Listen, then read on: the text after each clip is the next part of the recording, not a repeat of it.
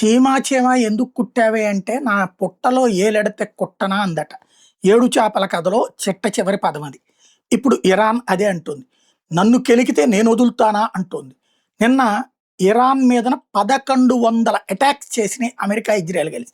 దానికి ప్రతిగా ఒక వేవ్ ఆఫ్ అటాక్స్ చేసుకొచ్చింది Iran. Teva pharmaceutical factory Israel మీద దాడి చేసింది. కెమికల్ లీక్ అయ్యి అంత దెబ్బ కొట్టింది. 2 సార్లు ఎక్స్‌ప్లోజన్స్ కూడా వినిపించినాయి.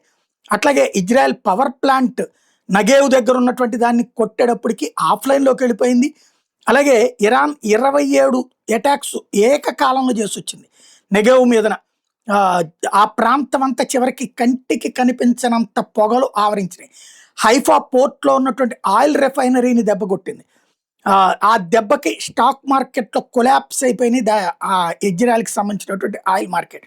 అట్లాగే America bases Kuwait, Bahrain, Dubai, Saudi అరేబియాలో ఉన్నటువంటి వాటిటి మీదన ఒక్కసారిగా విరుచుకుపడింది కొత్తగా వస్తున్నటువంటి వాళ్ళకి సంబంధించి. అట్లాగే 165 innocent little guards American Tomahawk missile వల్ల చనిపోయారన్నటువంటిది అది ఎక్స్‌సిఐఏ అధికారి బయట పెట్టడం మరొకటి అమెరికాకి పెద్ద సమస్య అయి కూర్చుంది కరెక్ట్‌గా. అలాగే అమెరికాకి సంబంధించినంత వరకు ఆహ్, మేము మా యూనివర్సిటీల మీద అంటే ఇరాన్ యూనివర్సిటీ మీద దాడి చేసింది కాబట్టి అమెరికన్ యూనివర్సిటీస్‌ని రానున్న 48 గంటల్లో దెబ్బతీస్తామన్నటువంటి విషయాన్ని ప్రకటించింది. తద్వారా ఇరాన్ అమెరికాకి కంటి మీద కునుకు లేకుండా చేస్తోంది.